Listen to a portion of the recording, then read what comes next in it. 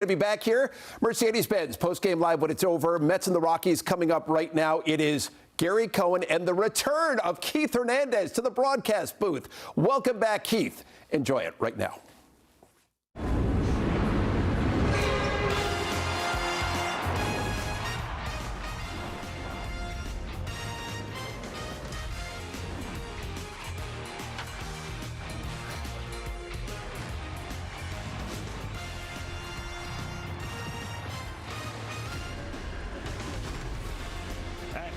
Field in Denver, the New York Mets play the Colorado Rockies. Today's game is presented by Moo. Well, the Mets get to the Rockies a little bit early, and clement weather is on the way. Yeah, maybe even some snow in the month of May. That's what happens when you play next to the foothills of the Rockies. Coors Field, always a hitter's paradise. And speaking of hitters, look who's back from the injured list. Here he is in all his glory. I'm back. And I can still swing it.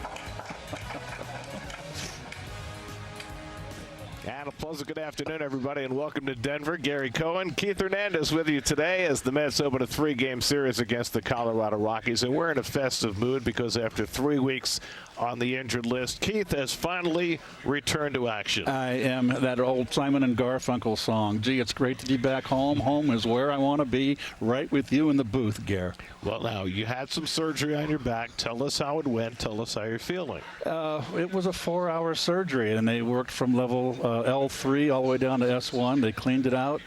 I'll tell you one thing. When you're on anesthesia, the time flies. I'm sure that's so. Now, before you went on the injured list, you told us you were going to have to do a lot of standing in the booth. Right. Do I have to stand with you during the game? No, I'll stand a little bit in between innings. I've had the 4-hour flight here. I came early to see my girls, my daughters, and I came in Thursday, and I was really a little concerned about the 4-hour flight. I had no issues, no discomfort, so I'm ready to go. I'm just glad to be back. Now, I know you've been watching the team from afar because we've been getting the 9-paragraph text chains of all your thoughts about the Mets, so tell us how you're thinking. Well, when things go bad, it's just like the sky is falling. Defense has been an issue, although it's been tightened up. A Benj in right field, and Melendez coming over has really tightened up the outfield, I feel defensively. I mean, you miss Soto. Polanco was a very unfortunate, and now you got Lindor out for a long time. But it just hasn't been a very cohesive group. When you're going bad, you find ways to lose, and the Mets have done that. The bullpen has been spotty. Peterson he's pitching tonight. He's had his issues. So it's just been a group effort, and of course, they're not hitting. And they're coming off a series win against the Angels. They'll try and keep that going here in Colorado these next 3 games. It's the Mets and the Rockies with Keith back in the saddle. All the action coming your way on SNY.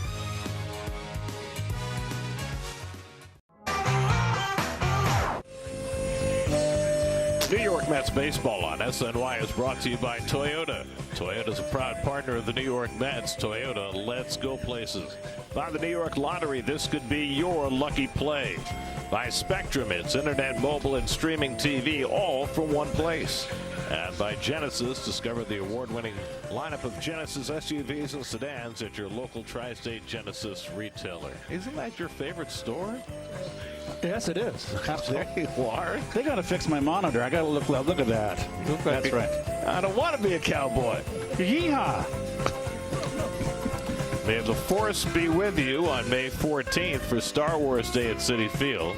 Purchase through the special event ticket offer and get a Nolan McLean Star Wars bobblehead.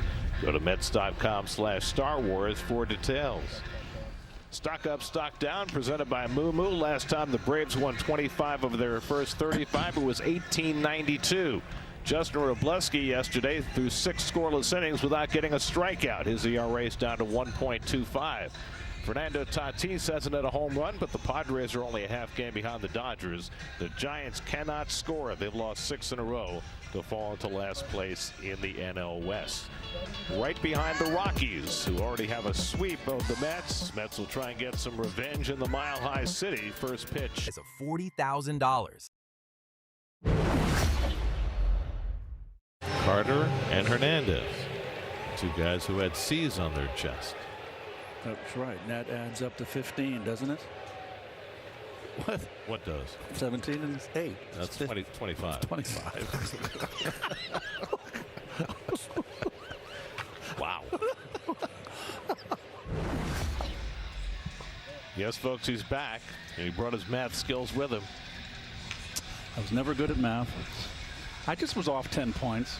So here's how things work in Denver, where the weather can change on a dime. The reason they moved this game 3 hours earlier is because it was supposed to start raining about 7 o'clock tonight, and it was a 6:40 scheduled first pitch, so they moved it up to 3:40 local time. But of course now it's just starting to rain. Looks like it's going to rain off and on the next couple hours, and not rain at all during the 6:40 to 10 o'clock window when the game was supposed to be played. Go figure. A little different look in the Honda Mets starting lineup. Only the third time in Juan Soto's career he's ever hit leadoff. Carlos Mendoza said he wants to get some traffic aboard and make it more difficult for the opposition to deploy their lefty relievers, so that's why Soto moves to the leadoff spot as the Mets face Tomoyuki Sagano, who they faced as an Oriole last year. Yes, last year was 10-10 with the Orioles. He was signed a #1 pick by the Yomiuri Giants way back in 2012, the same year that Ohtani was drafted #1 by Hokkaido. And he led the American League with home runs, giving up 33 last year in Baltimore. And here he comes over to this park, and he has pitched wonderfully and not given up home runs so far in his first 6 starts. Oh, my monitor's down, folks. I got to go look over Gary's shoulder. This is the Rocky defense, and Gary, I can't read it. Who are those players? I'm too far away. Could you help me? Yes, they're the Rockies. Moniak, Doyle, and Beck in the outfield. Karros, Tovar, Castro, and Rumfield left to right on the infield. Hunter Goodman is doing the catching. We need to fix my monitor. I mean, you just got back and already broke things? Come on. What, are you going to take your highlighter and break a camera today? Well, the Mets are hoping that their series victory in Anaheim gets them propelled in the right direction. Warren Schaefer took over as the interim skipper of the Rockies last year. First year as a full-time manager, and they are a vastly improved team. 119 losses last year, 14-21 this year. And of course, they're coming off that sweep of the Mets. And don't think when you're a team that you get swept in your backyard and then you come around right around the corner and face the team again, you're not embarrassed, but you certainly are aware of it, and you want to get off to a good start. So here's Soto leading off for just the 3rd time in his career. Sagano's first pitch of the afternoon is popped up on the left side of the infield. Karros chasing it toward the line as the wind grabs it. He stays with it. 1 pitch and 1 out for Sagano. And that's how this game begins. Yeah, Juan has just been pulling off a little bit, and particularly against left-handers.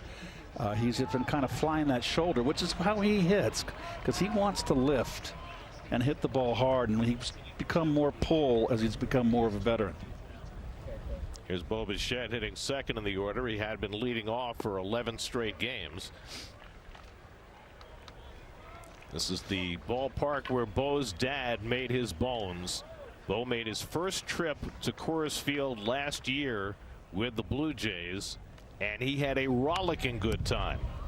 Went 7 for 17 with 3 homers and 10 RBIs. Oh. So a little bit inspired by the sight of the vast distances in the outfield, all the greenery. Biggest outfield in baseball because of the high altitude. And Bo carves 1 foul, and it's 1-2. You know, Gary and I were talking before the game how this is such a big ballpark. The ball carries. It's 390 left center field. They got a high fence at 375 the other gap. It's a putting green outfield and infield. Why don't you try to make it fair by, like old Wrigley Field, have a 3 inches of grass and let the ball get gobbled up by the grass? Would help. Ground ball back to Sagano, who bobbles it, still has time, and guns it to first for the 2nd out. Well, Sagano is a ground ball pitcher, which is what you want in this ballpark. He's got 47% ground balls this year.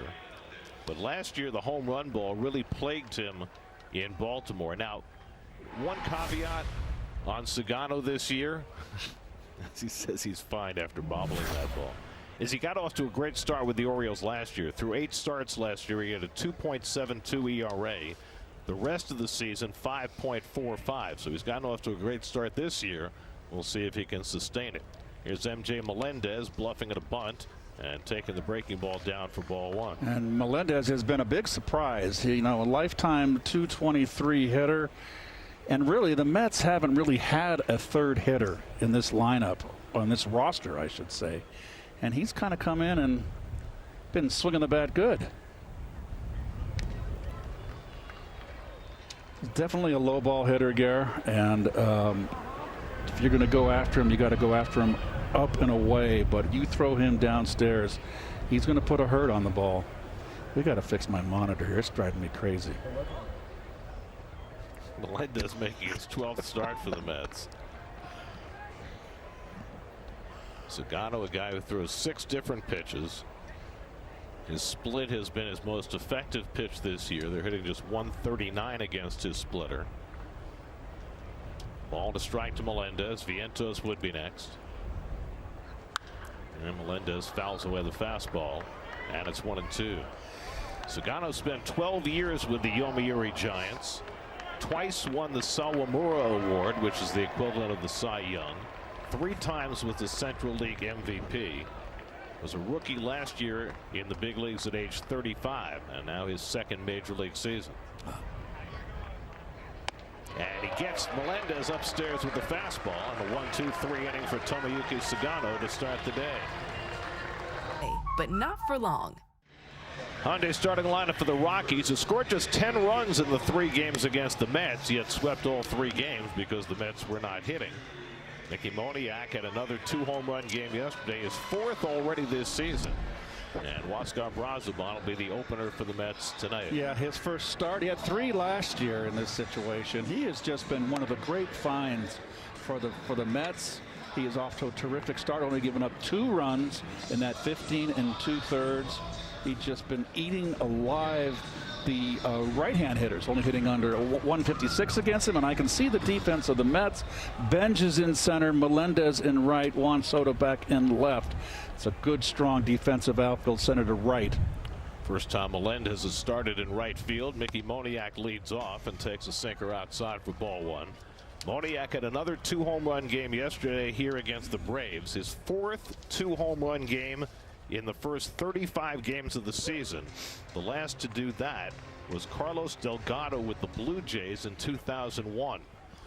Moniak tied for the National League lead with 11 home runs, and he swings and misses at a changeup, and it's 1-2. They say that Moniak has closed up his stance a little bit. If you notice, folks, from the center field camera, he's still open, but he was extremely open, and now it's hardly just a slight open, and he's made him move closer to the plate so he has more plate coverage. And I think it's been a big successful adjustment for him. Tyler Freeman on deck, and then TJ Rumfield for the Rockies. And it's hit on the ground softly to Semien. And so Brazoban gets the first out. Moniak retired 1 away. Huascar pitched both Friday and Saturday in Anaheim. Got 3 outs Friday, 4 outs Saturday. Didn't allow a base runner in either outing. Last year he made 3 appearances as an opener, worked 4 innings without giving up a hit in those opening assignments, and getting the call early today in front of David Peterson. Oh, got him. And that one inside to Tyler Freeman, who's something of a baseball magnet. That's the 6th time he's been hit this year. Well, he had no chance there. That ball just ran inside, followed him in. And you got that elbow padding on. You're going to be a little less inclined to pull the ripcord. So 1 out and 1 on. Now the rookie first baseman TJ Rumfield. Rumfield has not hit well against lefties, but they put him in there today because Brazoban is opening with Peterson behind him. And Rumfield takes a strike. The interesting thing about that, of course, is that Brazoban is better against the left-hand hitters than he is against the right-hand batters.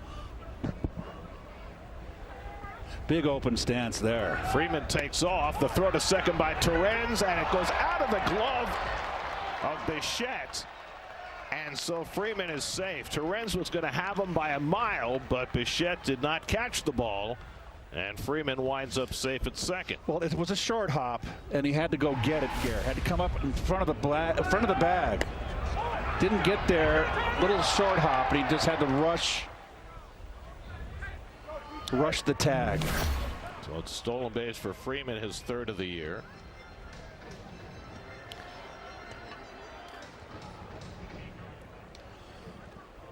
One-on-one to Rumfield. And he lifts one out to right, coming toward the line. Melendez, he's there to make the catch, tagging at second Freeman. He goes to third. So Rumfield flies out for the second out. Freeman at third with two away. Well, the Rockies swept the Mets last week. They scored just 10 runs in the 3 games, but that was plenty because the Mets scored only 4. Yeah, the Mets really just, I think that might have been the nadir of the season. They sure hope so. Yeah, I hear you. Time will tell, Gary. I mean, you're coming to a ballpark where they haven't hit, and this is a ballpark where, gosh, you can't wait to play a ball game and get 4 at-bats in this park. Here's Hunter Goodman, the power-hitting catcher. 9 home runs this year, and he pops up first pitch. Bichette out, and he's there to call and catch. And so Brazoban has done it again, a hitless inning as the opener. No score after 1. Second inning, no score. Mark Vientos coming off a 2-home run day yesterday. Leads off against Tomoyuki Sagano. Vientos went into yesterday with 2 home runs for the season, doubled his total. Well, he got a fastball ahead in the count, and that was a bomb. And this was a hanging, breaking ball up. And good to see a little more quickness with his bat. So we'll see how this plays out here. Interestingly, after Brazoban pitched the first inning, action in the Mets bullpen, and it's not David Peterson. They get Austin Warren up in the bullpen, right-hander, who's capable of going multiple innings.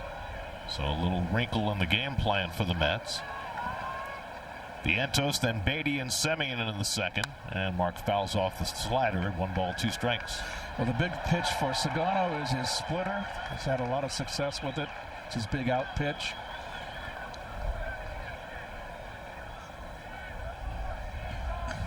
Not a hard thrower, Gare. And Vientos launches one to deep left center, back in the gap near the warning track to make the catch is Moniak. Oh, wow. He hit it 400 feet, but Moniak able to make the grab. Vientos does not realize that he is out. I thought when you hit the ball like that in this park, oh, you know what? He thought he got that one. Look at the wind, Gare. He looks incredulous. Yeah, the wind is blowing in, and that's got to have some impact. Oh, I thought when a ball sounds like that, it's going to go. Nice play by Moniak. But the wind, the flags in center field are blowing directly in now. So that's probably knocked it down. Here's Brett Beatty. Vientos thought he had another one. He was absolutely incredulous. He thought he had covered that ball, and perhaps he did.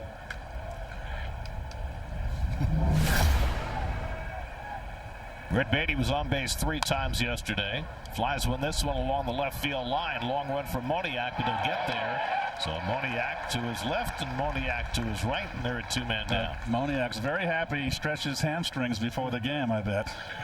Well, if you're going to play the outfield in this ballpark, you better be ready to do a lot of running. And all this, folks, too, with the light, the mile high in the air, you've got to hydrate more when you play here up in Denver. Here's Marcus Semien, who has a home run in his ledger against Sagano. Marcus went 2 for 12 in the series in Anaheim. It's been a struggle. Marcus hasn't been able to get it going. He's just been hitting a lot of balls in the air, Gare, early, and he likes to pull.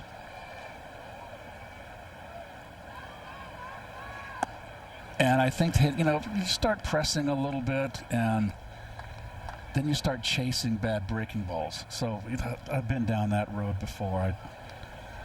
It's not fun.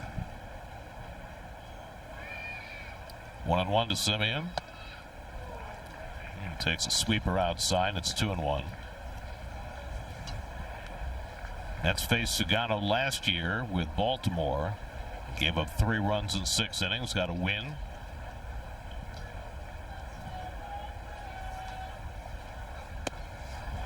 And they nicked the outside corner. DJ Rayburn, the home plate umpire, had it as a strike, and it's 2-2. Yeah, they're pitching Simeon away, so it's a pretty good scouting report.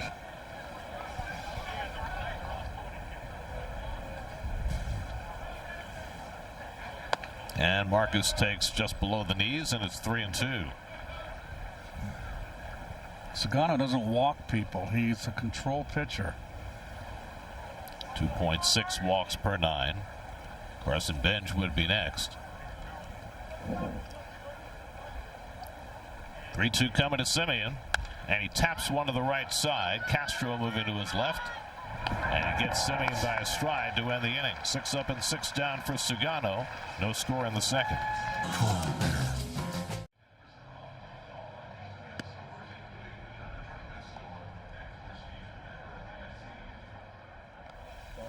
We go to the bottom of the second inning. Mets and Rockies, no score. Mets played some spectacular defense in their win in Anaheim yesterday. Yeah, they certainly did. And Beatty back to his familiar digs at third base. That's kind of a routine play, throwing the run here. Bad hop. Bichette in his ripped former position. The addition of Melendez gives good coverage in the outfield, and Benj is really the real McCoy. He's a defender with a strong arm, and that was a game saver right there, as well as Melendez's play. Mets will go to Austin Warren for the bottom of the second inning. Warren was the losing pitcher Saturday night after nearly getting himself out of a bases-loaded jam in the 10th. Willie Castro will be the first man to face him, and he gets the sweeper in for a strike, 0-1. Castro's knee was bothering him when the Rockies were in New York, so he didn't play in that series, but he is a terrific jack of all trades who spent a couple of years in Minnesota after starting his career in Detroit. And a back foot sweeper there has him down in the count 0-2. Well, they gave up that soft line drive on that loss in Anaheim. Kind of a tough spot. Extra innings. Got that runner out on second base where he doesn't belong, and puts the pitcher in a tough spot.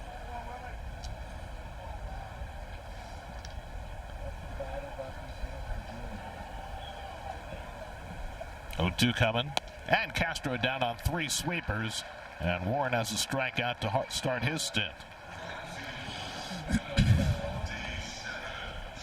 Now the Rockies, after leaving New York, have lost 5 of 6, including getting swept by the Braves here over the weekend. They gave up 28 runs in those 3 games. They sure did. I was here with my daughters, and I was kind of half watching, and boy, they just put on a hitting display, and without Acuna, they lost Acuna. How about this? Yesterday, Jonah Heim for the Braves hit a home run and drove in 5 runs.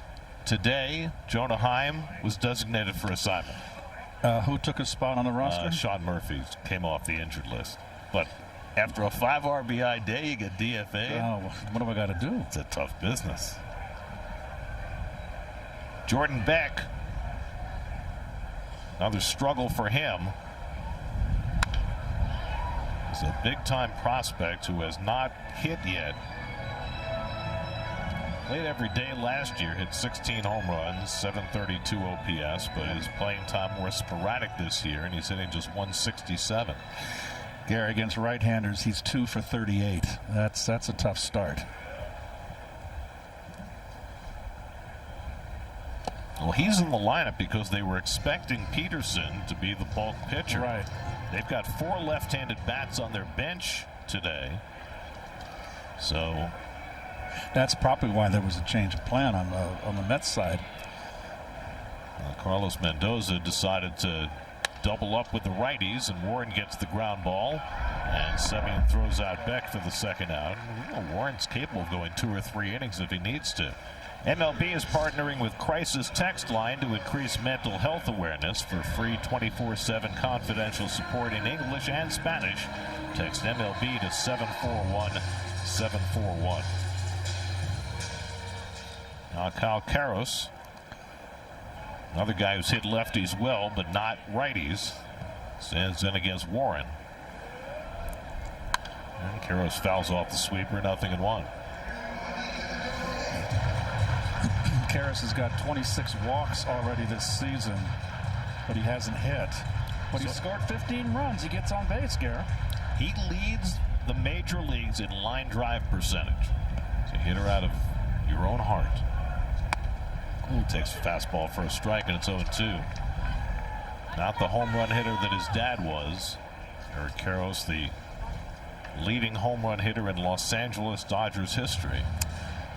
And his dad hit 21 home runs in this ballpark and had a .370 lifetime average. Warren's come in throwing strikes. That's what he does. A lot of sliders. I said hello to him on the bus when he got on the bus. I don't think he knew who the heck I was. Well, you both have mustaches. Well, I got that quizzical look. He shook my hand. I'm like, who's this guy? Well, you haven't been around, you know. You have to introduce yourself to a bunch of people who have arrived since you left. Got a revolving door here. And a fastball gets Karros looking, and it's a 1-2-3 inning for Warren with a couple of strikeouts. No score after 2. Welcome to Honda Sports Night. All night, every night, starting at 11, only on SNY. Third inning with no score. Carson Benj leads off against Tomoyuki Sugano.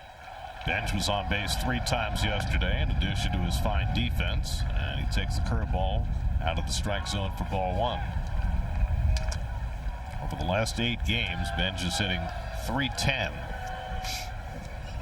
So things have gone in the right direction lately for Carson, who just avoids getting hit by that pitch, and it's 2-0. Carson's been he's a low ball hitter, like most left-hand hitters. Like, he has a little stiff in his swing on the ball, up and away, up in the strike zone. And Sugano keeping that ball inside with the cutter, and now it's 3-0. Well, this will be a ballpark I would be inclined to let my hitters hit 3-0, Gare. All of them. All of them? Shoot, yes. Get a pitch to hit. Whale. Taking all the way, it's a call strike, even though Goodman dropped it, and it's 3-1. Francisco Alvarez is DHing today. He's on deck, and then Luis Torrens. So the Mets have their 2 catchers in the lineup together for the first time this year, batting 8 and 9. And Benj fouls away the fastball to run the count full 3-2. Yep, he's just had a little bit of trouble getting the barrel out. He's got a long swing, a little bit of a long swing, and it's preventing him from squaring it up. And he's just behind.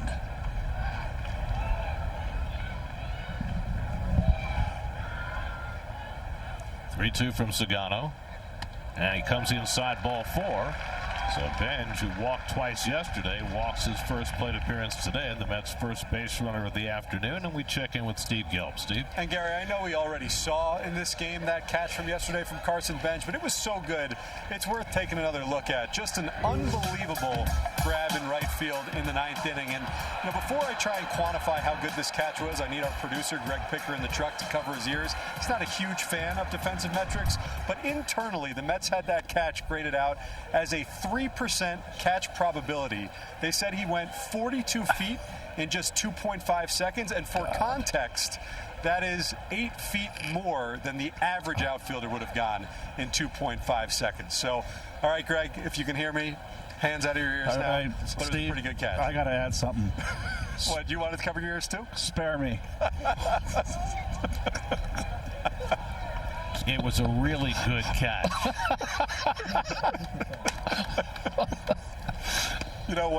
When I went in the truck to try to pitch that, Greg said, I don't need all the math. It was a really good catch. I said, you know what else is math? Batting average. That's math. Francisco Alvarez, 2 for 9 in the Anaheim series. Never had much luck as a DH, just 174 lifetime in his DH opportunities. Francisco's just one of these, he swings the bat and he's dangerous. He can be pitched to, but boy, you make a mistake, he can put a hurt on you. And he loves hitting here. Benj takes off, Alvarez fouls it off. Benj had a huge jump, would have stolen the base easily. Alvarez has played 7 games in this ballpark. He has a .423 average and a 1329 OPS at Coors Field. That's looking for their first hit against Sagano. In fact, neither side has had a hit through the first 2 innings. That doesn't happen very often here. Torrens waiting on deck. 1-2 coming. And a double play ball. Tovar with the flip. The turn by Castro. And Francisco Alvarez is now grounded into 9 double plays in the first 35 games of the year. Now, this is something for you kids at home I wouldn't recommend. Tovar is a quality shortstop, but you got a slow runner in Alvarez. Why do you have to come in and field the ball off to the side one hand? Do close on the ball, but gather yourself and keep it in front. That's tailor-made. Tovar won a Gold Glove 2 years ago. So 2 out and nobody on. Now Torrens, who has been struggling at the plate, 0 for his last 12. And he hits a ground ball right back to Sagano, who has faced the minimum through the first 3 innings. No score. Your local Hyundai dealer today. The 1-0. Swung on, hit in the air to left center. Bernie trots over. Curtis is there. Curtis makes the catch. Ball game over. World Series over. Yankees win. The Yankees win. Well, like everybody else around baseball and around all of broadcasting, Keith and I were very saddened today to hear of the passing of John Sterling, who died today at the age of 87. You know, John was one of a kind. He was unique in everything he did. He was a sweetheart of a man, yes. And I was very proud to call him my friend. Yeah, he was a gentleman. I remember one time he always came up and said hello to me, but I kind of, he did his Yankees win like this, and I mimicked him, and he thought I was making fun of him. And I just had to say, John, I'm not making fun of you. I love that call. You know, when I was growing up, John was one of the first to have a talk show, a call-in talk show on WMCA. This is back in the early 70s. And he was bombastic at times, but he was knowledgeable, and everybody who I knew who was into sports in New York listened to John doing that talk show on WMCA, and they'd all imitate him, and then he'd go on to do hockey games. He did the New York Raiders in the WHA, and his partner was the former Yankee left-hander Fritz Peterson. And John would lose his voice by the 3rd period, and Fritz would have to do play-by-play. Then he went on to do the Islanders, and then the Nets during the time that Bernard King was with the Nets. He called him Bernard, Sky, a BB King. I mean, he was one of a kind, sui generis, as Tovar strikes out.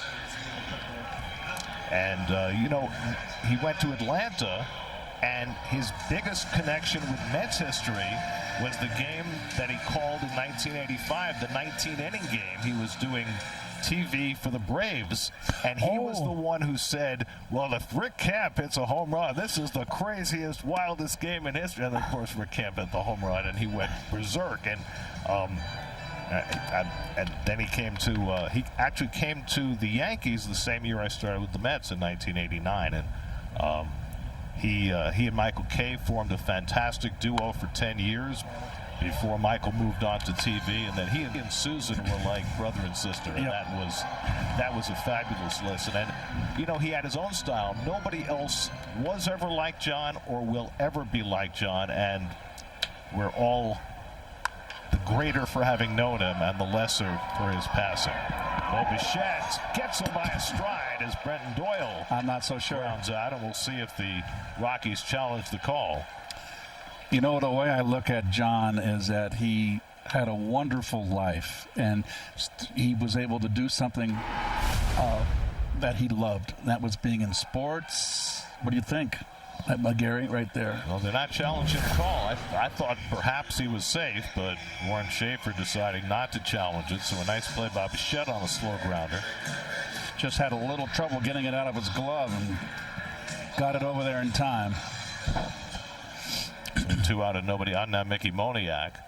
So Warren has faced 5, retired them all. David Peterson is up in the bullpen now. So the Mets using Brazoban in the first, trying to get Warren through the third. Thought maybe they'd bring Peterson in to face Moniak, who has struggled in his at-bats against lefties this year. But with 2 out and nobody on, they stay with Warren. Staying away. Notice one thing, Warren's always been slider heavy, Gary. I mean 90% slider. He is 50-50 with his fastball, and he's sneak attacking on these hitters. Smart. Golfed in the air toward the left field corner, a long run, and that is a fair ball. It stays in play, and Moniak pulls in at second base with an opposite field double. Soto went as hard as he could, but it just landed fair in the left field corner.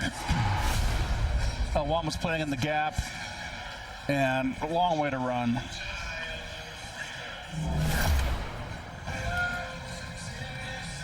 So now Warren will get one more batter with Tyler Freeman coming up. If Freeman keeps the inning going, then he got the lefty T.J. Rumfield next. And then we would probably see Peterson. Freeman was hit by a pitch by Brazoban in the first inning, stole second. Moniak at second with 2 out. And a fastball off the plate for ball 1. I am stunned that Warren is throwing so many fastballs. And like I said, I think it's a great idea. You don't want to become predictable on the mound.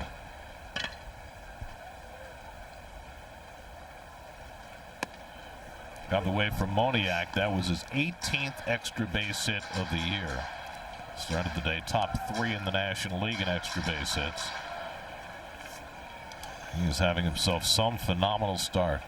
Guy was the #1 pick in the draft 10 years ago by the Phillies, now just reaching his potential. Back in the gap goes Benj, and he gets another diving catch. Doesn't matter where you hit him, Carson Benj will find a way to catch him. This time going into right center to take an extra base hit away from Tyler Freeman and get Warren through the third. Fourth inning, Mets and Rockies no score. Carson Benj with another diving catch. Mets defense overall just continues to shine. Second time through the order for Tomoyuki Sugano. Juan Soto leading off for the first time this year and the first time since 2021. He swung at the first pitch he saw in the opening inning and popped up. Juan had reached base safely in his first 18 games this year before taking an 0 for 5 yesterday in Anaheim.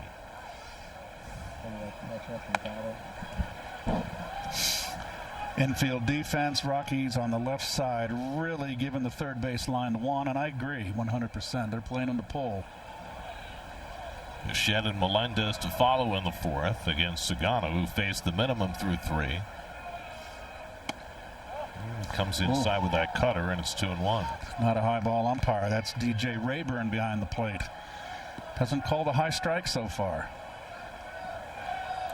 Question is, how high is the high strike? 57.5% of the hitter's height. It's different on every hitter now, too, with the ABS. That's driven to center field. Back goes Doyle. He's there. And the Gold Glover makes the catch. 1 out. Not as difficult to catch as the one Carson Benj just pulled off. Well, he was playing the opposite field, and as ball was running away from him, kind of running away, and I didn't think he was going to get there, but he is speed kills and athleticism. So 1 out and nobody on. Now Bo Bichette, who had a comebacker his first time up. The pitchers love good defense behind them. Everybody loves good defense. They win you ball games. Well, in this ballpark, outfield defense is at a great premium because of so much ground to cover.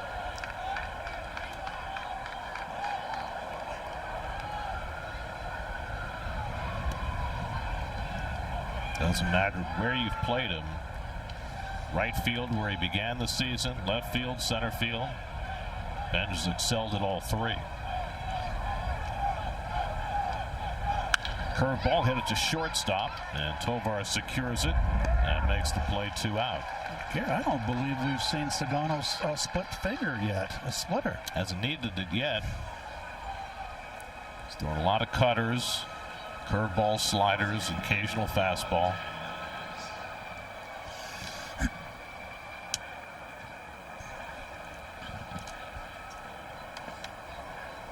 Here's MJ Melendez, who struck out on a high fastball his first time up.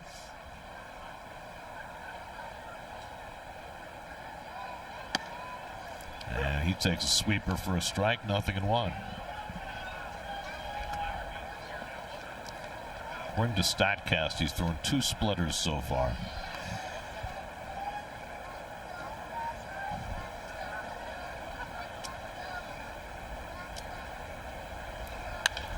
And Melendez lifts one to left, and Moniak has it lined up. And that retires the side. 4 hitless innings for Tomoyuki Sugano. Mets and Rockies, no score. For John. New York Mets baseball on SNY is brought to you by Moo, home field of smart trading. Moo Financial Inc., member FINRA SIPC. By Hyundai. Hyundai gives you America's best warranty on every new vehicle. Visit Hyundai.com for more information. And by Suffolk Credit Union, be a HELOC hero at Suffolk Credit Union. Well, David Peterson, who grew up in these parts, takes the mound for the 4th inning. 3rd time he's been used in relief this year. And he's fared better in those games that he has not started than he has when he started the game. Well, his ERA is 1.29 in relief gear, 8.10 as a starter. TJ Rumfield, first man to face him. Rumfield flied out his first time and gets sawed off and rolls it out to Bichette, who one-hands it and throws him out. 1 pitch for Peterson and 1 retired. You know, I was trying to figure out what's been wrong with David, and his slider is always a big pitch for him. And that's been a very effective pitch so far this year. That back foot slider to the right-handers and that one he throws to the lefties. It's the sinker that's been the bugaboo for him. He's been getting clobbered with the sinker. So that means he's lost it. They're hitting .410 against Peterson's sinker this year, but he threw a sinker to Rumfield to start him off and got him to ground out. Perhaps that's a positive sign. And then another thing, too, is that the left-handers have really been hitting him hard, which it shouldn't happen. He's got too good of stuff.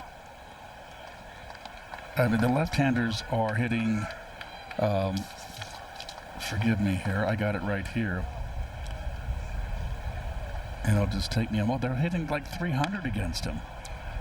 And 8 of the hits, 5 of the 8 hits have been extra base hits. 2 doubles, 2 triples, and a home run. So that shouldn't happen. He's got a hard sinker in the left-handers and a hard slider away. That they shouldn't be teeing off on him. 1-2 to Hunter Goodman, who popped a short his first time up. That's got a scoreless inning for Brazoban and 2 from Austin Warren. Peterson taking over in the 4th, and you know, if he pitches well, you can go 4 through 8, and you're all set up for the 9th. So we'll see if Peterson can do that against a team that usually brings out the best in him. Goodman taps one foul on the changeup. Well, the Mets are going to turn things around, Gary. I mean, the back 3 of the starting rotation. You got Senga down, who didn't pitch well. David has not pitched well. The Mets aren't going to go far with just McClain and Holmes has just been spectacular. Well, Peralta's been good, and Christian Scott, I think, has shown signs in his last start of being an important piece. Yep. I forgot about Peralta. My mistake. I've been away, so shame on me. You get a free pass. 7th pitch to Goodman, and that one misses down, and it's 3-2. Well, still got some cobweb scare from. I know, I heard about the anesthesia. Time flies. Swing and a miss. He got him with the slider, and Peterson picks up his first strikeout, 2 down. There's that down slider of his that had a lot of plate, but his slider breaks down, and he can get a lot of those right-hand hitters to fish after it, to chase. Now Willie Castro will turn around to bat right-handed. Struck out as a left-hand batter in the 2nd inning.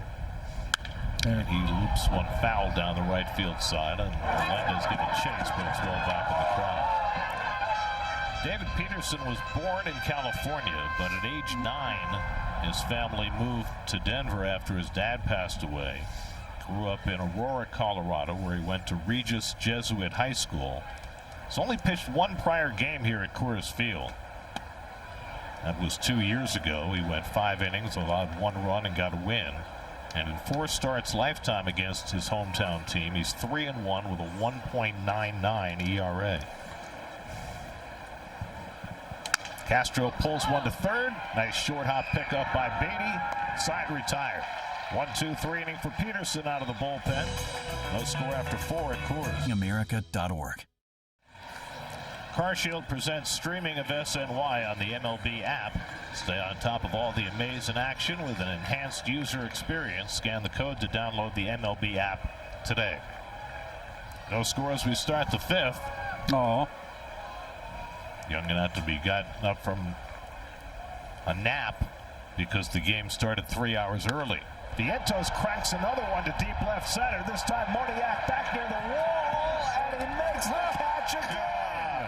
Oh, Vientos got to be thinking, what do I have to do? He has covered 2 balls to left center, but with the wind blowing in, Moniak's been able to make the play each time. Wow. He went straight down the tunnel to see if he could get the wind turned around. So 1 long out and nobody on, and now Beatty. Maybe Tomoyuki Sagano, who gave up 33 home runs pitching for the Orioles last year, has figured out something about how to navigate the altitude. Yeah, pitch when the flags are blowing in like they are. They're blowing hard in from center field, those flags in center field grandstands. Beatty takes a sweeper for a strike, and it's 0-2. Brett Fly to left his first time up. You know, there is a bright side to the 2 at-bats. You hit the ball hard, you swung good. You have nothing to show for it, and sure, with the way his season's gone, it's frustrating. But those 2 at-bats are positive. Beatty lifts one to center field, and Doyle has plenty of room. 2 out. Well, the Mets have been coming to Denver since 1993 when the Rockies joined the National League. This is the furthest the Mets have ever gone into a game in Denver without getting a hit. They've gone 4 innings in 2013 in a game that Tyler Chatwood started for the Rockies, now 4 2/3 against Sagano. There's Marcus Semien, and he takes below the knees, stopped the swing in time, ball 1. 2013, that was the year when we had all that snow. Oh, man. And we played the doubleheader after freezing. After they had a 5-hour delay to clear the snow off the field. That's the coldest I've ever been in a ballpark, a baseball game. Well, wait till tomorrow. I mean, they're supposed to get 9 inches of snow here in Denver between tomorrow night and Wednesday morning. Mets are scheduled to play tomorrow night and Wednesday afternoon against the Rockies. Both teams have Thursday off. It may not be off for good. Grounded chop to shortstop. Big hop for Tovar. And Sagano has 5 hitless innings under his belt. Like the power to do. Bottom 5 still scoreless here, right near the old Rocky Mountains. And as you alluded to in the last half, guys, it is going to be insane weather-wise for this time of year coming up in the next couple of days. And I just happen to have a contact in Denver meteorology, a guy that I grew up with named Chris Bianchi, who is a local TV news meteorologist here. For context as to what we're expecting, the current forecast of 3 to 9 inches of snow would make this the biggest May snowstorm in 23 years. On average, they average 1 inch of snow per year in May. And beyond that, this was not a snowy year, a very warm winter. The most snow that they got was in March. One day they had 8.5 inches. So in May, there is the potential to have the most snowfall at any point this winter into spring. So we really picked the perfect time to come to Denver. We always do, Steve. That's kind of traditional. Beck strikes out. Another good slider by Peterson, so he's retired the first 4 with a couple of strikeouts. Well, this is the whip slider right here. down and in, and that's that signature slide ball from David that's so effective, that back foot slider to right-handers. So 1 out and nobody on. Now Kyle Karros, who was struck out looking by Warren his first time up. Mets went with a double opener today. Huascar Brazoban hitless first. Austin Warren went 2 innings, no runs, 1 hit, 3 strikeouts. Peterson took over in the 4th. So far, so good. Karros is in the lineup because he's hitting .310 against left-handers. He's late on that fastball, and it's 0-2. It's been only 1 hit in this game. That was an opposite field double by Mickey Moniak against Warren with 2 out of the 3rd. Ezekiel Tovar waiting on deck. It's a very aggressive Rockies team. They have the highest swing percentage, the highest chase percentage, and the highest first pitch swing percentage of any team in the major leagues. By far. And Karros bounces that one foul. Well, they got 110 walks as a team. That's 11th. And they lead the league team-wise in strikeouts at 335. Which is amazing. You would think a team that swung the most would not be able to lead the league in strikeouts, right? Because they've been putting the ball in play early.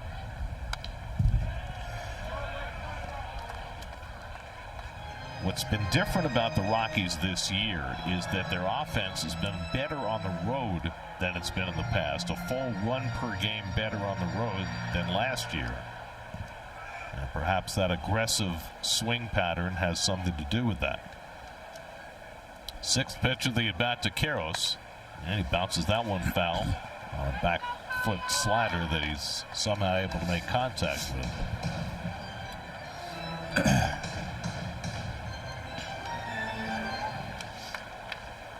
David's last outing Wednesday against Washington, not good. He gave up 7 runs over 3 2/3. Off to a better beginning today. And he nicks the outside corner for strike 3 called.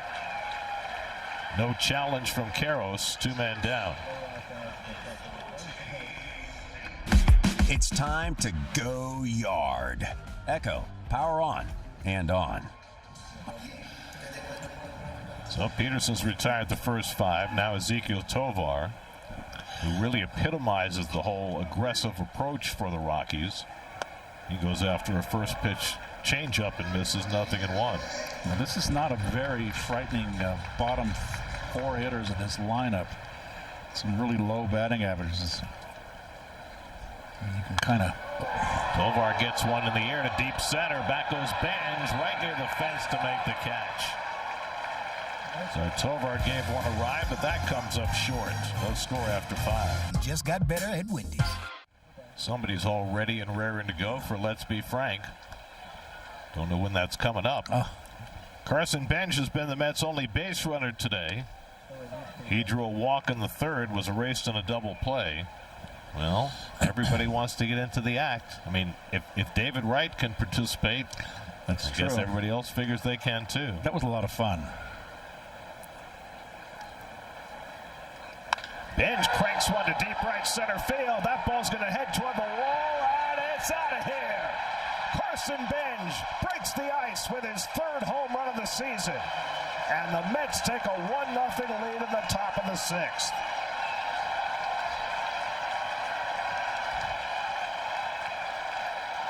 Carson Benj having himself some road trip with the glove, and increasingly so with the bat. Hey, the Mets have stuck with him. I was wondering if he was going to survive April, and Mets have been very patient with him. But you know what? Because you got a good glove and you got speed, you can steal the base. It makes you hang around longer. So the Mets' first hit of the game leaves the yard as Benj homers against Sugano, which means that Hideo Nomo still stands alone. That one's hit out to left center field. Back in the gap goes Moniak. He won't get there, and it goes over his head and off the wall, and Alvarez heads to second base. The Mets with back-to-back extra base hits against Sugano. 4th double of the year for Alvarez.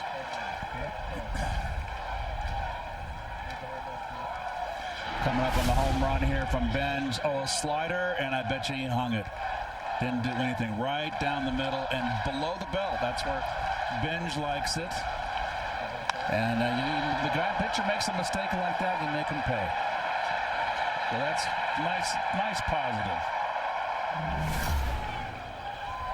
Now the corners pinch in against Torrens, looking for a bunt. But he takes a swing and misses the sweeper, 0-1. Now to look at the swing, watch the follow through.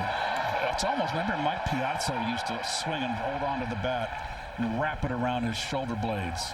436 feet on that home run for Benj. Now the corners drop back. And Torrens takes one the other way. That's in there for a base hit. Cut off by Beck. Torrens heading for second. Alvarez heading home. Back-to-back doubles, and it's 2-0 New York. The Mets catching combination trading places. Torrens snaps an 0 for 13 with an opposite field double, and it's 2-0 Mets. He was set up on that outside corner, and that's the strength of Torrens. He's gotten away from it this year. But he's good when he goes into that opposite field gap, and in this case, down the line. This ball's up and away. Perfect. It's just like the one he hit in San Francisco that helped win a game. There's Soto. So 3 straight extra base hits for the Mets to start the 6th after they were held without a hit for the first 5. Soto's popped to third and flied to center, 0 for 2.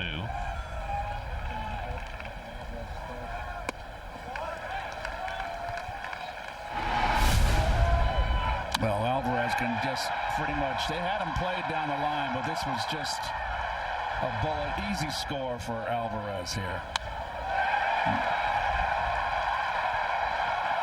You can get it in third gear and downshift.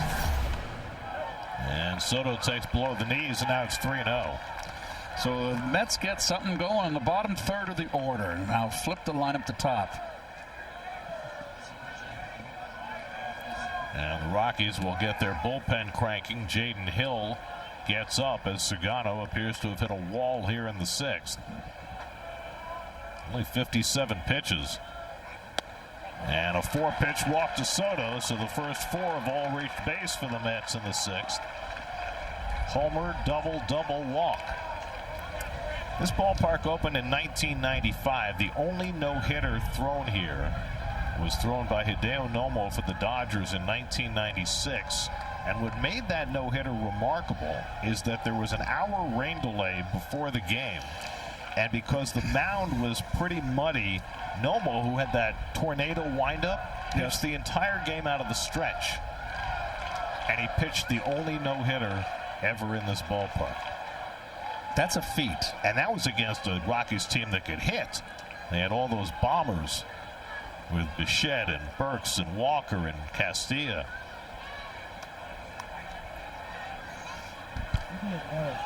Pitching coach Alon Leishman out at the mound.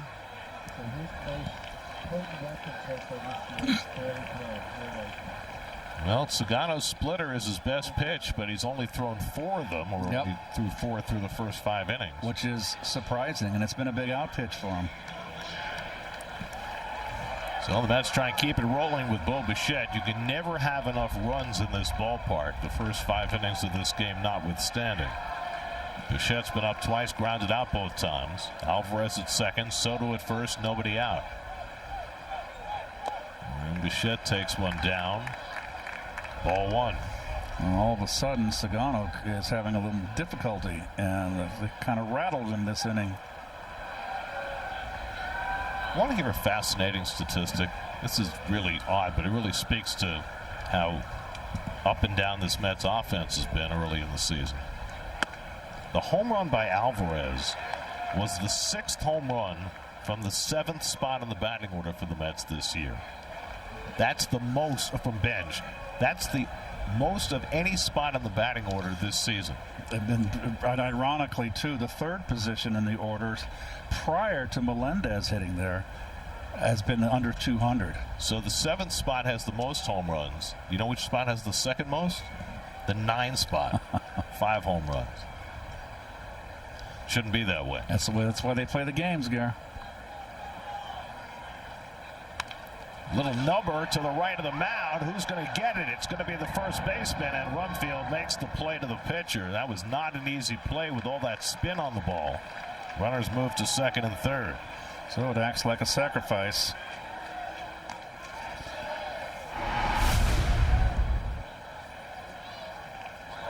So it's all about the throw here. And he's perfect. And that's going to be it for Mr. Sagano.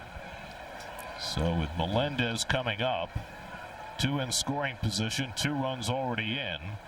Warren Schaefer will make the pitching change. Sagano out after 5 1/3. Call to the bullpen brought to you by Nissan. Shop NissanUSA.com. There's the road ahead. Your radio home for the Mets is 8:80 a.m. and streaming on the free Odyssey app. Scheduled to play tomorrow night and Wednesday afternoon here in Denver. We'll see if the weather cooperates. Thursday's an off day. That could change. Then the Mets are in Phoenix over the weekend. We'll have the Friday and Sunday games for you. Then back home to face the Tigers, who got some bad news today. Tarek Skubal's going to have to undergo elbow surgery. Loose bodies in his elbow. Tigers and Yankees on that next homestand. They're saying, what, 2 to 3 months? Jaden Hill, who made 2 appearances against the Mets in New York, comes in with runners at second and third. And Jay Melendez will face him. The infield comes in. And Melendez foul tips the first slider, 0-1.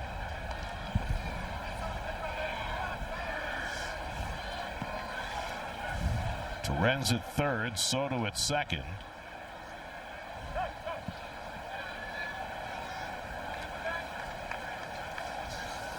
Melendez struck out and flied out against Sagano, who was almost perfect for 5 innings, but hit a wall here in the 6th. And Melendez can't catch up with the fastball, and it's 0-2. That one beat him inside. Mark Vientos on deck.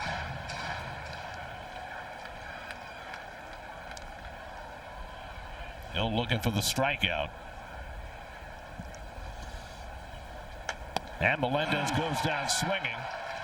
3 pitches, second out.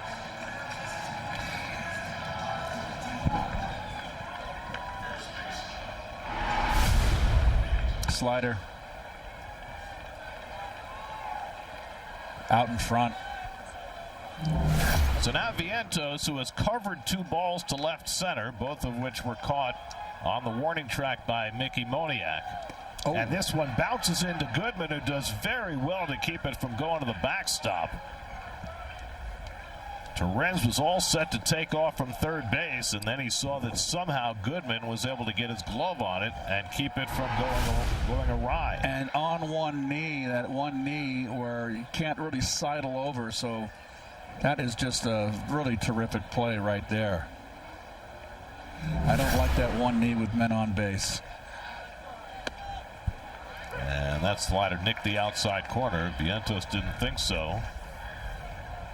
He tapped his helmet, but I don't think he was challenging. He was just adjusting. Sometimes it's hard to tell. A ball and a strike to Mark. Now, after you've covered 2 balls to left center, you're going to try and hit the ball to right center this time? I would always want Mark Vientos. He's forgotten about right center field.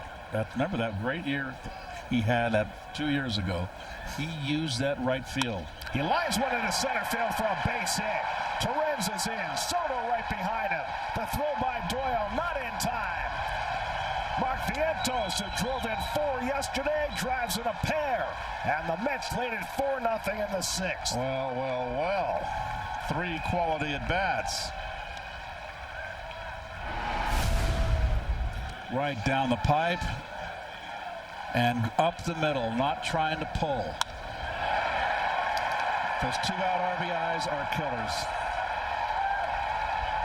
With all the injuries the Mets have, they need one of these guys to get hot, and maybe Vientos is the guy. There's Beatty, and he takes his changeup outside for ball 1. So that closes the book on Sagano. He goes 5 1/3, 3 hits, 4 runs, a walk, a strikeout, a home run, 61 pitches. Vientos at first with 2 out. And Hill, this is outside. Hill struggled in both his outings against the Mets in New York. He got out of Dodge his second outing, got in trouble, but pitched out of it. Gave up 2 runs and 4 hits in a third of an inning in the first game of that series. He's behind Beatty 2-0. And Brett watches the fastball for a strike, 2-1. Beatty had a hit against Hill when he faced him in New York. Today, Brett's fly to left, fly to center, 0 for 2.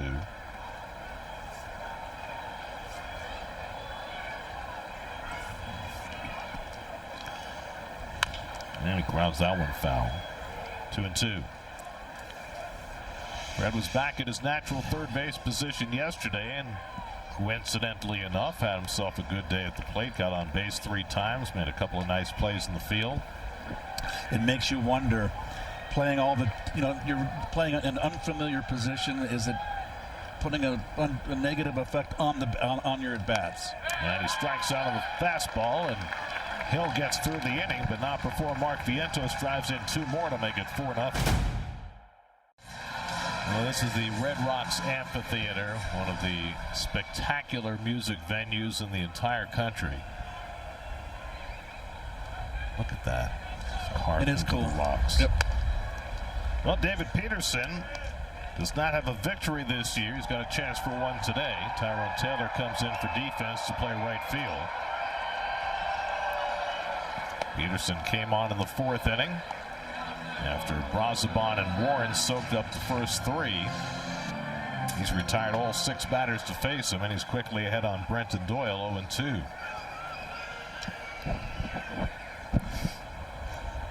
Peterson's already struck out 3. And make it 4 as he gets Doyle looking, and Doyle's going to challenge that call. Looked like the slider caught the knees. But Doyle asking for the challenge. Did you hear that one fan? Which he loses. That one fan said, "You're out, buddy." Well, he's right.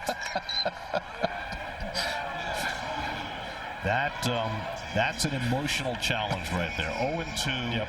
Nobody on base, down by 4 runs. Not a high leverage spot. So 1 out. Here's Moniak, who has the only hit for the Rockies. It was a fly ball double into the left field corner. Yep. Moniak just 2 for 17 against lefties this year, but both of the hits were home runs. He's had success hitting the slider, and I think it's because Gary, he's moved closer to the plate. He's closed up his stance a little bit so he can handle that slider better. Pops one up in foul ground. That'll go out of play. Well, Moniak's hit 11 home runs this year, and 6 of the 11 have come on breaking balls. That's more home runs on breaking balls than he's had in any season in his career. Remember, he's been around a while, and you have a book on you. He doesn't like the breaking ball. You make an adjustment moving closer to the plate, and not so much where it's noticeable. 3 inches makes a difference where that got 3 inches or more bat to cover that outside corner. And they're not going to catch on for a while. Moniak goes down swinging. Good curveball by Peterson. He's got back-to-back strikeouts. And he's now fanned 5 of his first 8 batters. Well, he went fishing there. That's that down slider. That's a very deceptive breaking ball that Peterson has always had. So 2 out and nobody on. Now Tyler Freeman, who was robbed of an extra base hit on a diving catch by Carson Benj his last time up. And he bluffs the bunt and pulls the bat back. Ball 1. Freeman DHing today. This guy who can play all over the place. He did in Cleveland, and he has for the Rockies as well.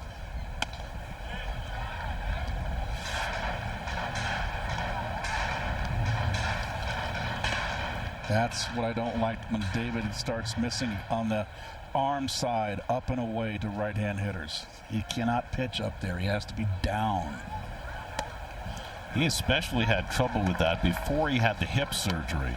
Right. Remember, he came back in 24, and he was able to get around that hip a little bit better. 2-2 now to Freeman.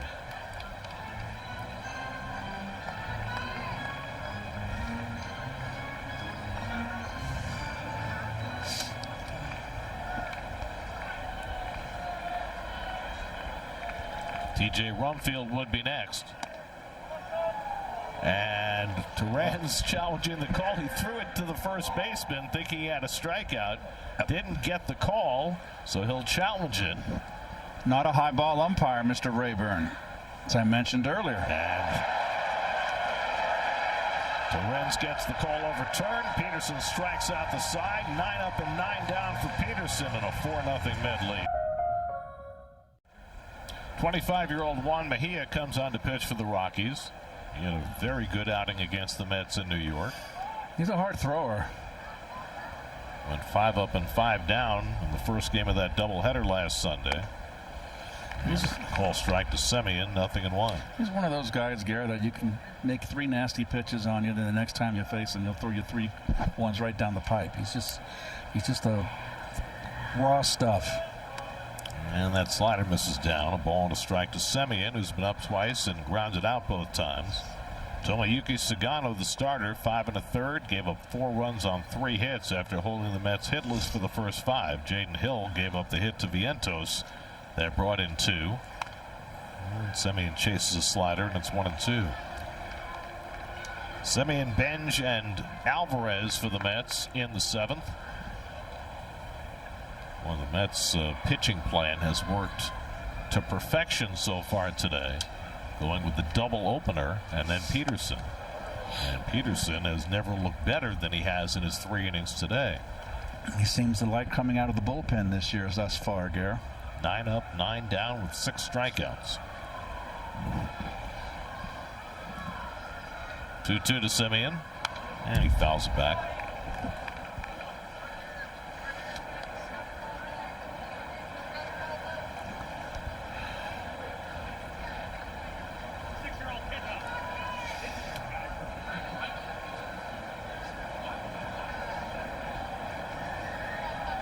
Again, the 2-2, and he tied him up inside. Strike 3. So Semien down. Here's Carson Benj, who homered to open the scoring in the last inning. Well, there's Carson right there. Look at the bat speed, the differential when he's made the adjustment, and the difference there. You can see all the metrics there. I hate that word, metrics. But well, he's closer to the plate, and right. His stance is more closed. Yes, he's still open. So really, it's the opposite of me. I used to have my back foot and my arch. Now he's got his front foot and his back foot toes next on his arch and his back foot. And look where he's striding. Watch where his front foot strides. It almost hits the. I have no idea what's going on. It's a challenge by the Mets, and Carson gets the call, turns 1-1 into 2-0. So watch him stride. He almost strides now in hitting the chalk. And that means he's got more plate coverage. Chops out to shortstop. Big hop for Tovar, and the quick toss gets Benj, 2 out.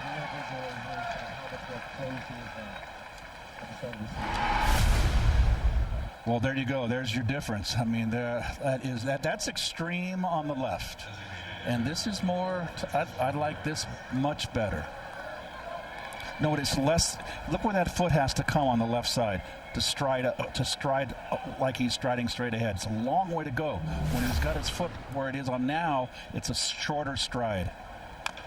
Do you think that that's just a matter of adjusting from the minor league game to the major league game, that you have to be that much quicker making your stride, that you can't afford all that movement?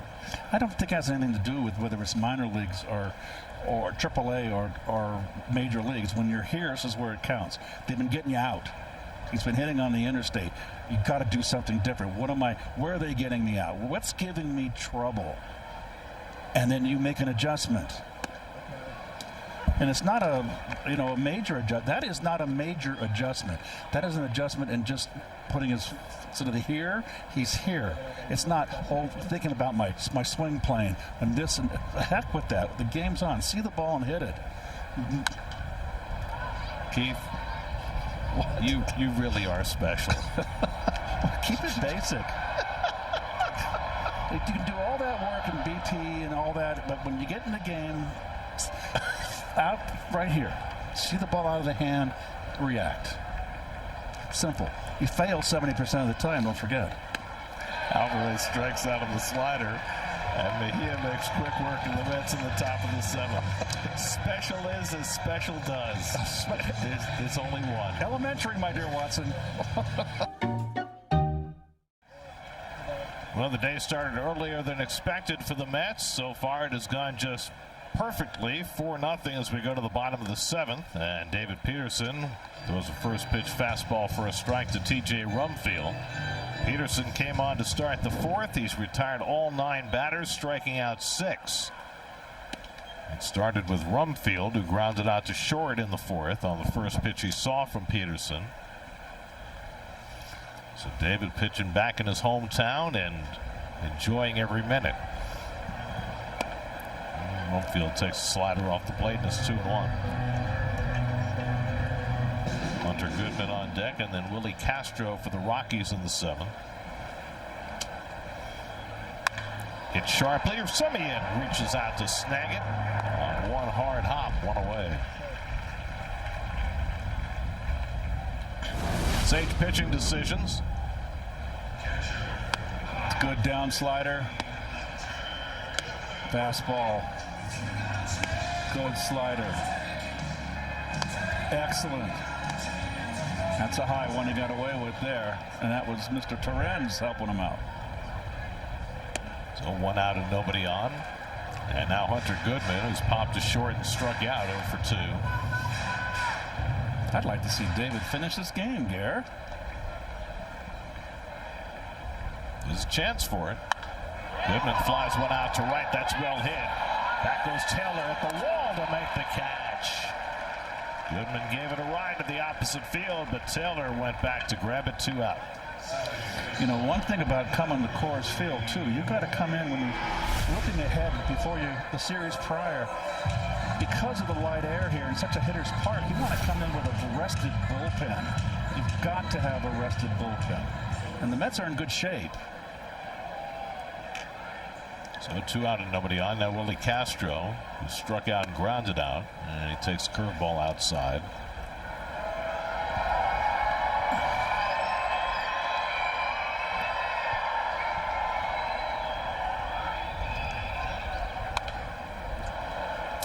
Peterson has come in throwing strikes, and the combination of that and this very aggressive Rockies team has conspired to keep his pitch count down. He's gotten 11 outs. He's only thrown 45 pitches. He's got a no-hitter. Yes, he does. I mean, the Mets have only given up 1 hit today. That was the Moniak double that just fell into the left field corner against Warren in the 3rd. Since then, 12 straight Rockies have been retired, including the last 11 by Peterson. What was that? The first game against the Angels, the bullpen retired how many in a row? 21 in a row to Gosh. finish the game, yeah. Starting with the starter. Starting with Scott and then going through the bullpen.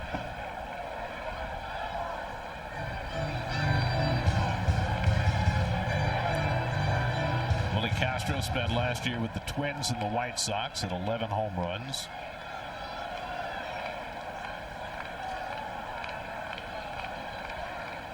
Jack of all trades on the field, playing second base today. And he hooks one into left center for a base hit. Coming over to cut it off is Soto, and Castro will stop at first base. First base runner against Peterson after he retired 11 in a row. Oh, me and my big mouth. Well, not like you went in. You know what the fans are saying, you jinxed it. Oh, come on. That was a slider that was down. He went down and got it nicely, but it had too much play.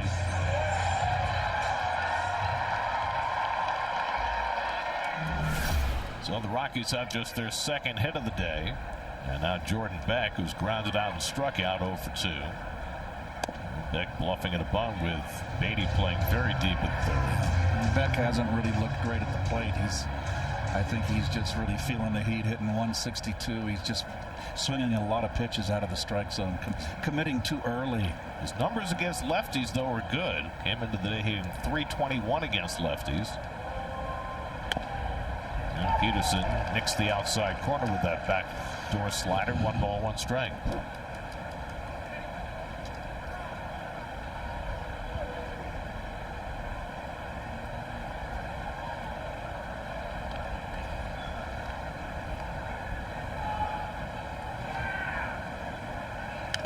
Beck fouls off his changeup, and it's 1-2. I've always felt you see a lot of hitters when they are not a lot, but when you swing and fall over the plate as Beck just did there, that's not good balance. You shouldn't be falling. Well, Vientos did it a lot early in the year.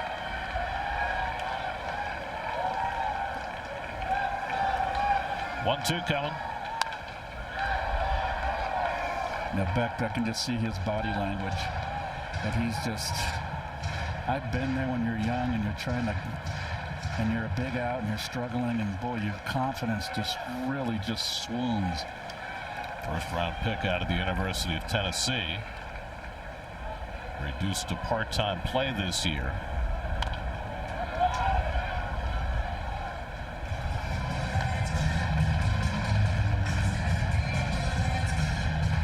That's 4 runs and 4 hits. The Rockies no runs and 2 hits. We're in the 7th. Peterson trying to finish a 4th inning of relief.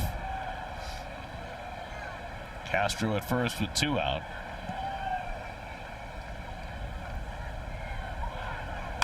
And Beck just got a piece of that changeup to stay in the at-bat.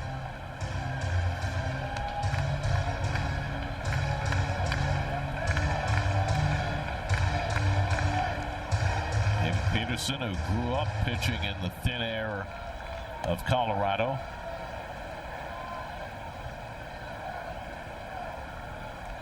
Moved here at the age of 9. So all of his formative years learning how to pitch came in thin air. 1-2 coming. Get him to bite on that slider, and it's 2-2. Alcaros would be next.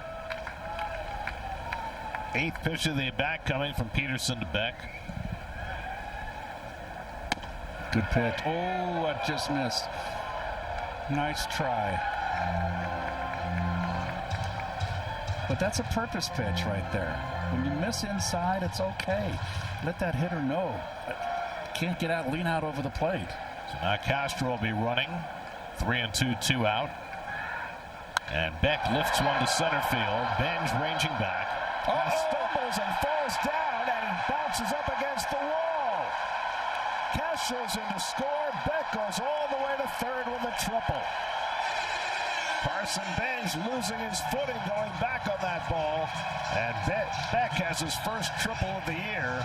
And the Rockies are on the board. It's now 4-1. He got turned around here. He had a bad angle to the fly ball here. It was a fly ball. He turned the wrong way. Now he's going to do that, and there he trips. So that ball was way over to the other side. So it was just a misjudgment on Benj's part. Hey, there's 2 outs. You got a bust. Never assume. You know what they say about that, right, Gary? That's got to be such a helpless feeling to lose your footing like that. It's embarrassing, you know, when you do that. Shades of Fernando Martinez. I guarantee you. Oh, it was a great call on your part. Very prescient. So he's smiling. We will not see that happen probably for, 2-3 years, unless it's a real swirly day. One thing we've learned about Carson Benj in the first couple of months, not much phases him. There's Kyle Karros with a runner at 3rd and 2 out. And Karros pops one foul.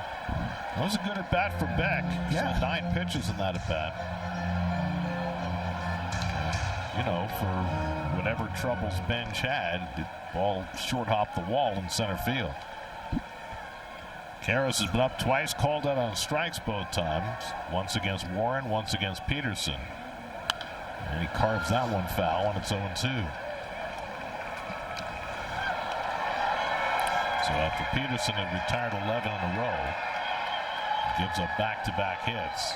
The 2 outs in this inning were hard-hit balls. Rumfield hit a scorcher to second, and Goodman hit one to the wall and right that Taylor caught. Trying to put this inning to bed. And Karros able to keep it alive as he fouls off the slider.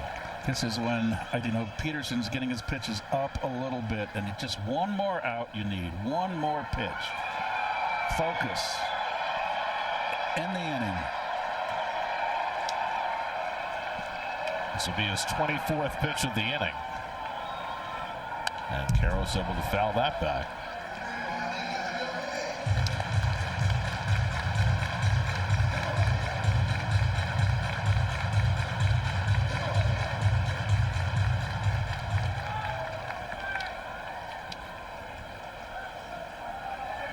Back at third with 2 out. 0-2 to Karros. And he bounces one toward third. That goes foul. Well, it's kind of a shame. Peterson should have been in the dugout here.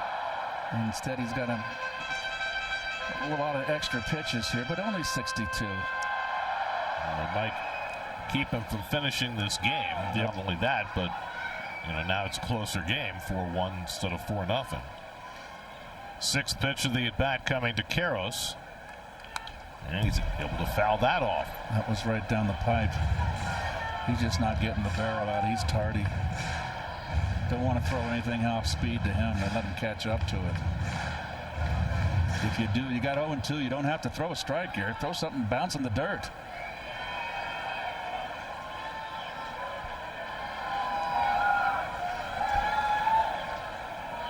Again, the 0-2. He drives this one to left center. That's going to be down for a base hit, and that'll bring in another run.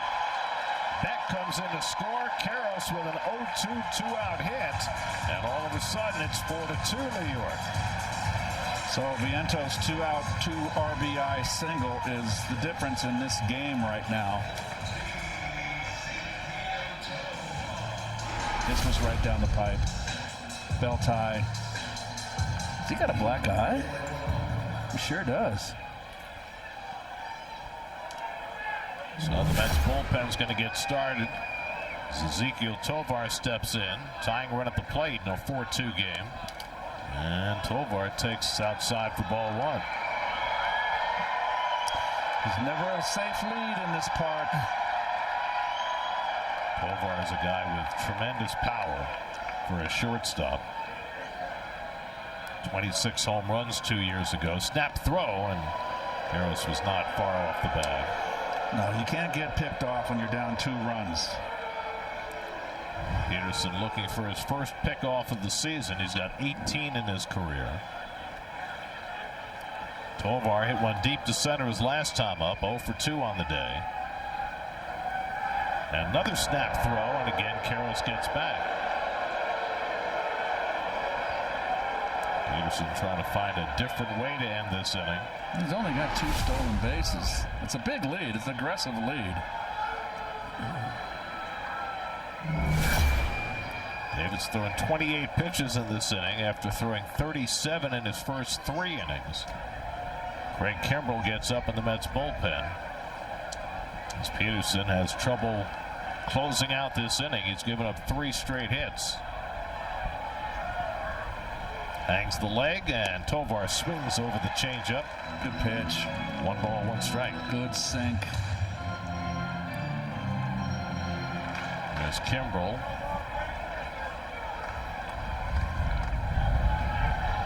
Pitched effectively on Saturday in Anaheim.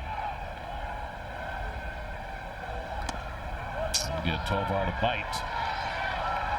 2 balls and a strike. The numbers, Tovar is the most aggressive hitter in baseball.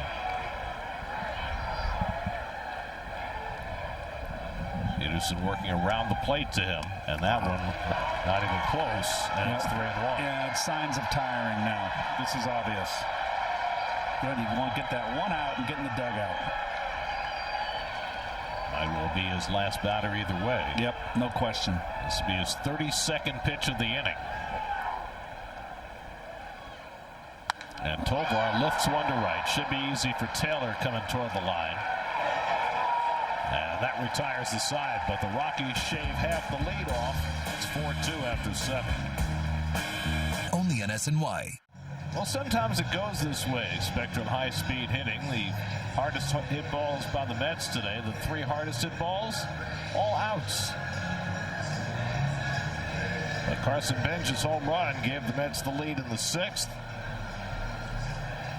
His stumble in center field cost the Mets a couple of runs in the last half inning, and now the Mets will have to try to go back to work offensively with a 4-2 lead as we start the 8th. Luis Torrens had an RBI double in that 4-run 6th inning for New York. Pitch clock violation called on Torrens. Supposed to give catchers special dispensation, aren't they? Coming in from their position. And now 0-2. I like the shoes. And now he takes his time out so he can tie his shoe. Oh, only one. Juan Soto on deck, and then Bo Bichette as the Mets bat against Juan Mejia, who worked a 1-2-3-7.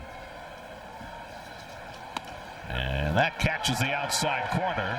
Torrens wasn't sure, but he's not going to challenge the call.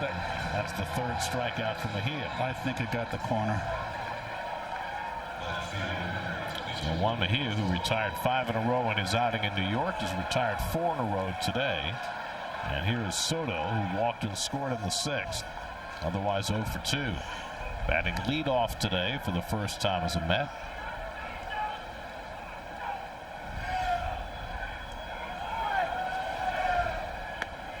And he takes first pitch slider for a strike, 0-1. Last time Soto hit leadoff, he was a Washington National. That was in 2021. What was his rookie year? 18. That's right. And then he won the World Series with the Nats in 19. Right. He had a terrific World Series. He had a great Rookie of the Year battle in 2018. He and Ronald Acuna. Was that the World Series where there was never a home win, right? It was against Houston, where all the wins were on the road? Am I wrong? Do you remember that World Series? You're correct. Yeah.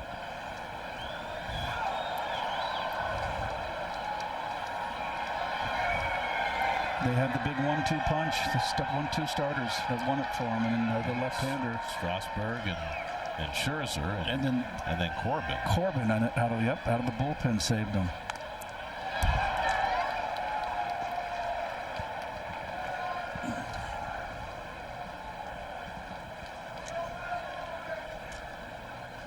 The Rockies bullpen during the last 6 games, and they've lost 5 of 6. They've had an unsightly 8.88 ERA. Well, they ran into a buzzsaw with the Braves. Braves scored 28 runs in the 3 games and sweeping the series here. 1-2 to Soto with Bichette on deck. And Juan tries to hold, but he went around strike 3. The last couple of days, Soto has really struggled at the plate. Out in front, Gary. He's out in front. Hey, kids, you can join us in the booth to call half an inning of a Mets game on SNY. Parents, scan the code and submit your child's video for a chance to win the 2026 SNY Kidcaster contest presented by HSS. Well, it is the case that Juan Soto is not going to be able to carry the Mets every day.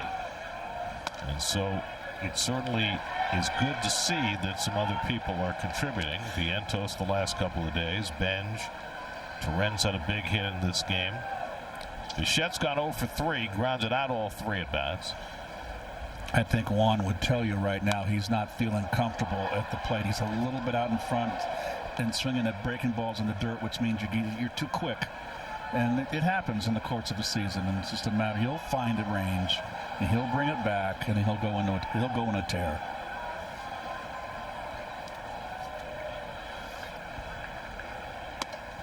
On the outside corner, and Bichette is caught looking. And Mejia strikes out the side in the top of the 8th. 4-2 Mets.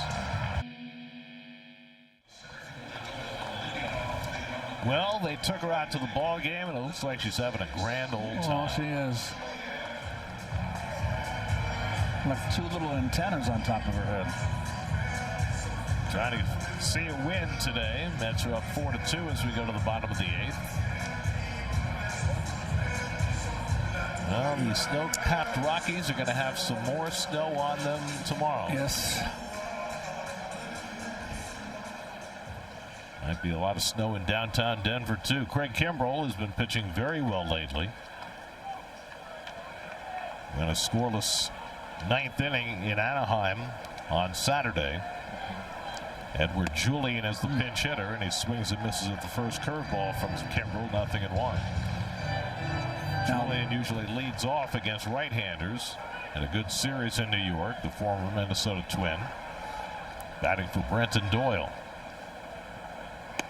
And that curveball just missed. A ball and a strike.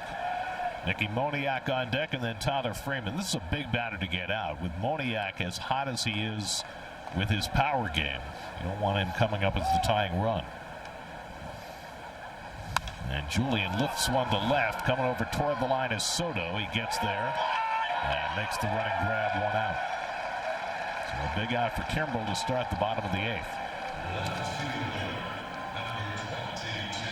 Craig is still not throwing as hard as he did in his heyday, but his velocity's up a little bit his last couple of outings.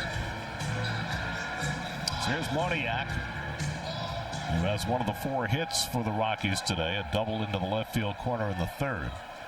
1 for 3.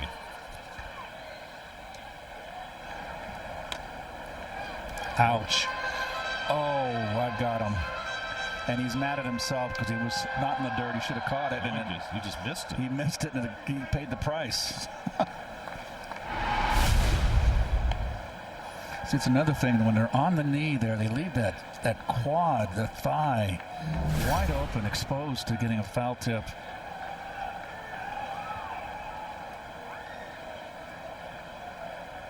Moniak whips one down the line. He's got himself another extra base hit. Played out of the corner by Taylor. Moniak's not stopping.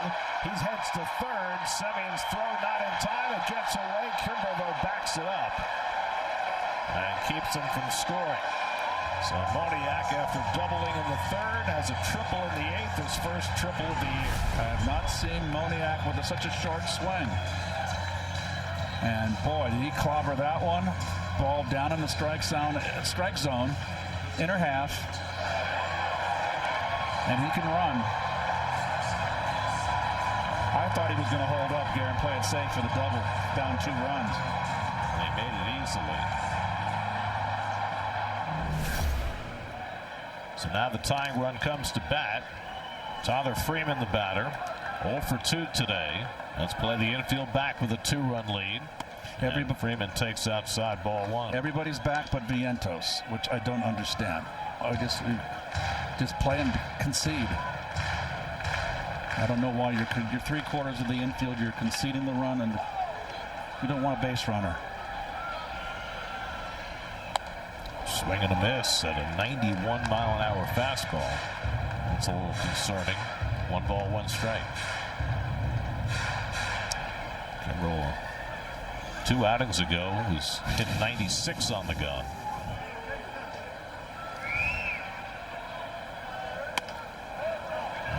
It's just off the corner, and that's going to be a strike. Well, they've been calling that pitch all day. The home plate umpire, DJ Rayburn. So Terens figures maybe he'll get this call, but he did not. See, a bunch of hitters took that pitch. It was called a strike, and none of them challenged it. Terens challenges it when he doesn't call it and doesn't get the call. So each team now with 1 challenge left. 2 balls and a strike to Freeman. And he swings and misses with a fastball. Got that up to 93. 2 balls, 2 strikes. Well, you just got to put it's a big run out there for the Rockies, and you just got to put it in play. Can't strike out here. Devin Williams is up. It's only the 8th inning with 1 out, but Williams getting ready. Freeman fouls it off. Got the left-hand hitter Rumfield on deck, and then Hunter Goodman, the right-hand batting catcher. This is one the Mets could not afford to let get away. They had a 4-0 lead. Yep. Everything was going swimmingly until Benj fell down in center field, and the Rockies got a couple of runs as a result. 2-2 coming to Freeman. He fouls off that high fastball.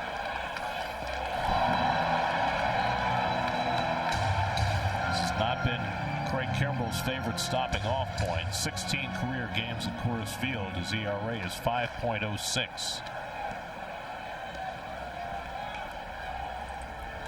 Seventh pitch of the at-bat coming to Freeman. And too high with that fastball, and it's 3-2. They want to pitch him upstairs. And he looks like to me like a low ball hitter. I think if Freeman gets on, you go right to Williams. Got a better chance of him getting the left-hand hitters out. 3-2 coming. He fouls off that fastball. It's got to be hard when you've spent a large portion of your career throwing your fastball by people. Yeah, it's harder to do that. You get older, you got to learn how to pitch.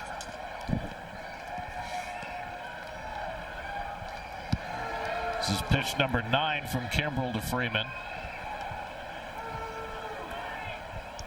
And the fastball got him looking. Now, Freeman challenges the call. Go sit down. But I think this one caught the plate. Go sit down. And it is strike 3. So Kimbrell wins that battle. The Rockies are now out of challenges. And T.J. Rumfield will come up with 2 out. Right, plenty of plate. Pick the bottom of the strike zone. So now Rumfield is 0 for 3. Hit the ball hard as last time up. A 1-hopper to Simeon. And Rumfield lifts the first one out to left. Soto eases back. He's got room. Side retired. Craig Kimbrell works around the triple by Moniak to get us to the 9th inning with the Mets up 2. Liberty, Liberty. After Keith and I are done here, keep it tuned for Mercedes-Benz Postgame Live. Gary Apple and Jerry Blevins will have all the highlights, all the interviews, all the analysis on Mercedes-Benz Postgame Live. Nice escape job by Craig Kimbrell. I'll say. Nice pitch. I mean, I was a little bit harsh on the hitter there. That was a knee-high, outside corner fastball. Good pitch. Now the former Red Sox left-hander Brennan Bernardino will pitch at the top of the 9th. Tyrone Taylor up for the first time, came on for defense, and he takes up and away from Bernardino, ball 1. Well, there is Brennan Bernardino's numbers on the year. He's having a good year so far, thus far. Spent 3 years in Boston. We saw him there. Changes for the Rockies defensively. Edward Julian, who pinch hits, stays in at second. Willie Castro moves out to left, and Mickey Moniak moves over to center. Taylor, Vientos, and Beatty as the Mets look for insurance in the 9th, and Taylor lifts one out to left center. Moniak drifts over, and he puts it away, 1 out. 8 straight Mets have been retired. Honda Sports Night tonight, 11 o'clock. Knicks and Sixers, all the baseball, and many more memories of the late John Sterling. Honda Sports Night tonight at 11. Surprised Keith's return is not on Honda Sports Night. Oh. That's lined by Vientos, and up goes Julian to make the grab. 2 out. Wow, that was a bullet. Well, Vientos hit 4 balls hard today. Yes, he has. And he's 1 for 4. Very positive. He had 2 to left center that on a normal day, of course, would have left the yard, but the wind was blowing in. And this is a bullet. The All-State good hands play by Edward Julian just into the game.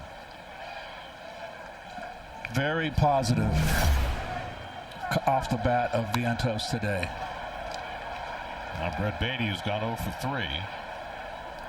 Devin Williams getting ready for the 9th inning. He'll face 4, 5, and 6 in the Colorado order. Goodman, Castro, and Beck, the 3 scheduled hitters.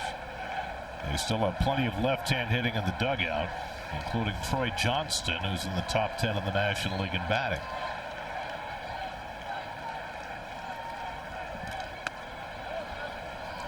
The curveball misses inside, a ball and a strike.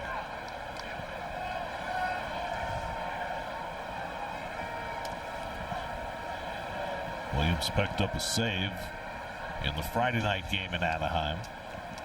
And Bernardino has thrown a couple to the backstop.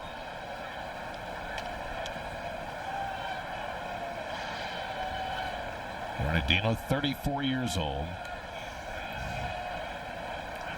Drafted out of Cal State Dominguez Hills. Wherever that is. It's in Carson, California. Southern. Sounds like Southern California to me. Well, you know all the Northern California towns. That's your bailiwick. Yes. Yes, Garrett. Yes, you're a Bay Area guy. 3-1 to Beatty with Simeon on deck, and Beatty fouls away a fastball. 3-2. Did I mention how good it is to have him back? No, you haven't. Just go ahead. I'm ready. Let me hear it. Keith, we really missed you. Really? Yeah. I missed you too. It's good to have you back. I'm glad to be back. Rolled over down to first, handled by Rumfield. 1-2-3 inning for Bernardino. And Devin Williams will come in and try to save it in the bottom of the ninth. Dealer. Good up. Devin Williams picked up his 3rd save of the year, his first in a month on Friday night in Anaheim. Goes for number 4 today. It's been a little bit of a struggle. Got a good outing last time out. Mets have a major league low 3 saves this season, and Williams has all of them. Hunter Goodman first to face him. Goodman 0 for 3. Hit one to the right field fence that was caught his last time up, and he takes a fastball for a strike. Switch hitting Willie Castro on deck, and then another right-hand batter, Jordan Beck, due up. Fly ball hit the shallow left center. Angling in is Soto. He calls, catches, 1 out. So Williams gets his first man. And that Willie Castro, who had a base hit to start the Rockies' 2-run 7th.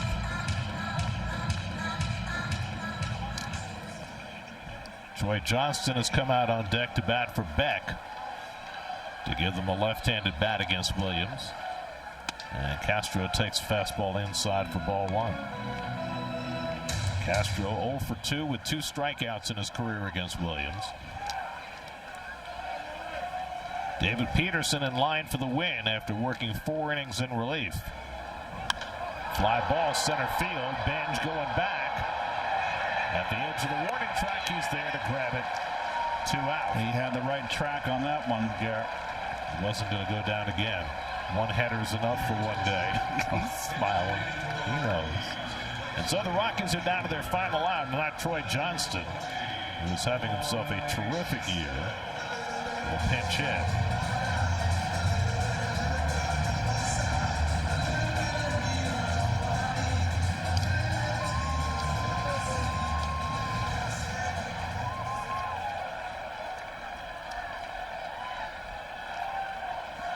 Johnston batting for Beck with 2 out and nobody on. And he swings and misses at the airbender, nothing in 1.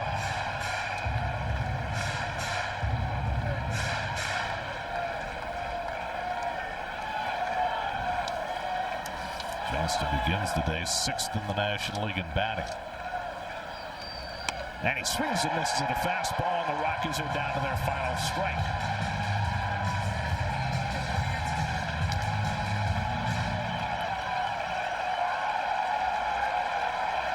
0-2 to Troy Johnston. Fouled it back.